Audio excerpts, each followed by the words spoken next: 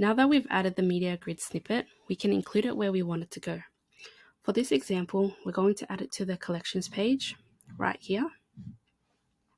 So we'll go back to the theme code editor and find the collections page. So that looks like it's here. When we found where we want it to go, we'll go back to the article and we'll copy in the tag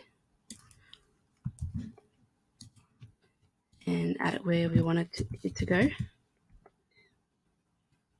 The name of the snippet file is a placeholder.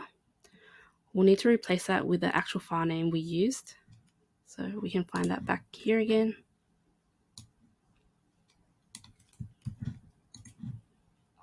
And replace that. And then click Save. And then after we've done this, we can go back to the preview. And there we have the media grid.